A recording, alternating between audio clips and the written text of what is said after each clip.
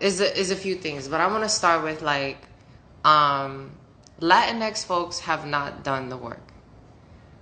Latinx folks, not enough Latinx folks have done the work to decolonize themselves and their cultures, to look at the anti-blackness that is deeply rooted in our cultures.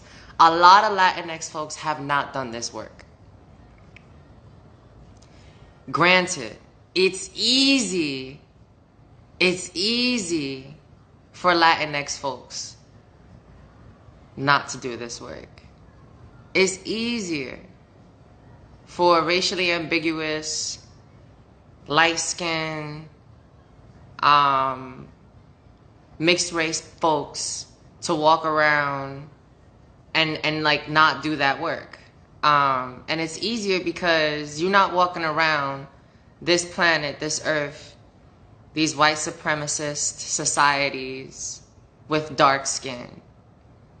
So because you're not moving through this world with dark skin, it's easy for you not to do the work. It's easy for you to not see it where it is, and it's easy for you to not be impacted by it when it does show up. And when I'm talking about anti-blackness, I'm talking about racism, I'm talking about all these things that black people have to navigate through and through every day, nonstop, in so many different ways, especially if you're dark-skinned. Also, Latinx folks, if you want to claim some type of autonomy or celebrate yourselves and anything having to do with liberation or freedom, you want to be a part of that, then do that work in your own places. Do that work in the places that we come from. Like my parents, I mean, I'm American. My parents, my mother is Puerto Rican, but my dad is from the Dominican Republic, you know. So like, I could go there, I could learn Spanish, and I could do the work in those spaces, right? But I'm not gonna sit here in America where there is an extensive history, hundreds and hundreds of years of a history that Latinx folks on this land do not share. Like, you can't come here and talk about what you feel like black Afro-American folks should be crediting into whom. Like, you can't come here. You can't be here and do that. Like, and a lot of us are American, but what I'm talking about is something deeper than just having an American nationality. I'm talking about having deep-rooted generations of trauma, of history here on this land. Like, you don't get to be here and say that. You know, you don't get to be here and demand that you be recognized for your contributions. Like, you don't get to do that. I mean, you don't get to say that to black folks. That's not the conversation that you should be having with black people. Latinx people, the job of Latinx people on this land is to support black folks, period. Point blank, period. Point blank, period. That is what you should be looking to do. That should be, what can you do to uplift black people? That's what Latinx people need to be doing. Not sitting around asking, where's your credit? Where's your time? Where's your points? Where's your tens? Work for your tens. You want tens? Work for them. But at the end of the day, liberation isn't about tens. It's about freedom. So, you know, I feel like the things, you know, be mindful of the things that you ask for.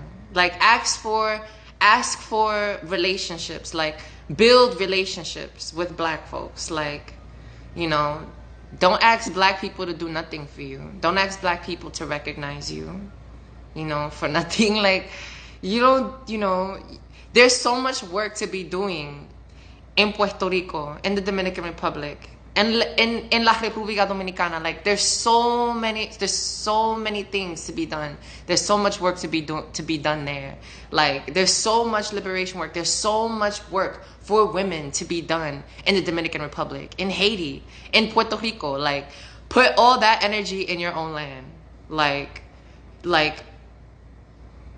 it's easy to come here where you are a minority within minorities, and have all this banter about what you feel like you deserve. And it's another thing to really like go to where your generations come from, where the colonialism in your generation took place, where the slavery in your bloodline took place. And it's another thing to go there and to do that work there. For real. To go there and to do the work for dark-skinned black folks in your space, where you are the majority, where the majority in a particular space is racially ambiguous light-skinned folks, where dark-skinned people are suffering in the lands and in the countries that you have generational history at, you know.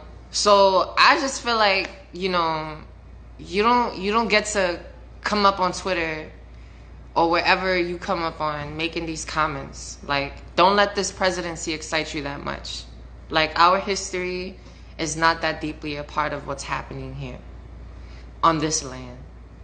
Sure, we are a part of a larger story together, diasporically, but like our like the work that we like, if you want to like go to where your ancestors are and do the work there.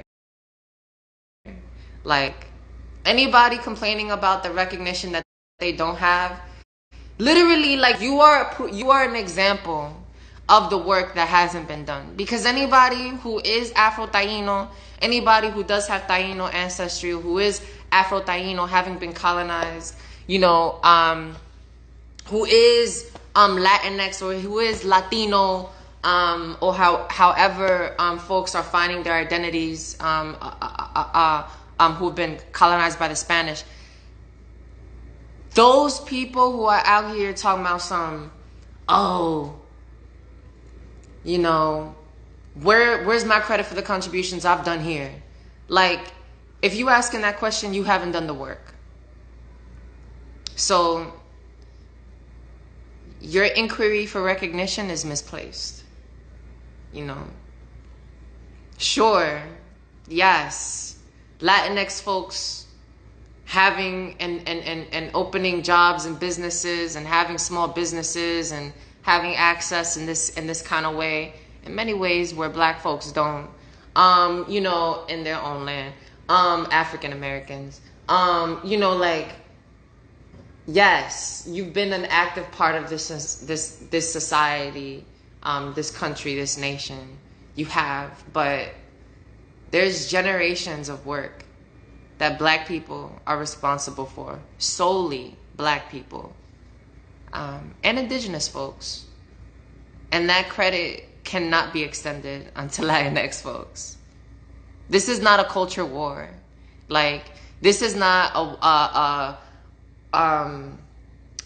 black people getting more attention than I am. Oh, like that sentiment is so dangerous and disgusting. People are fighting for the dignity and the future of everybody. That's what black folks are fighting for. And, you know, you could fight with black folks, but you're not about to find a way to fight black people. You're not about to find a way to fight black people for having something. Because anything that black people get, Latinos, Latinx folks, Afro-Taino folks, black Latinx folks, black Afro-Taino folks, whatever black folks, especially dark-skinned folks, gain, everybody benefits from. So,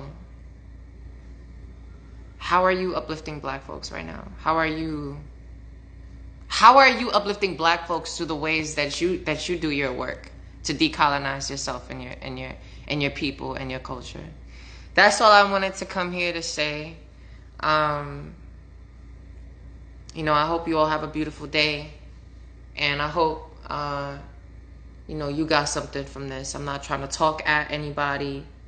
I just wanted to share something that I thought was a really important point about the way that Latinos, Latinx folks, Latinidad is receiving and understanding the movement within Black spaces.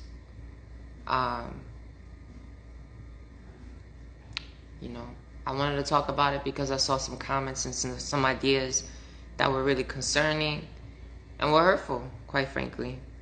And also the Spanish versus Black conversation, Latino, like, it's very, very complicated to have because there are a lot of Latinx folks who are Black, you know.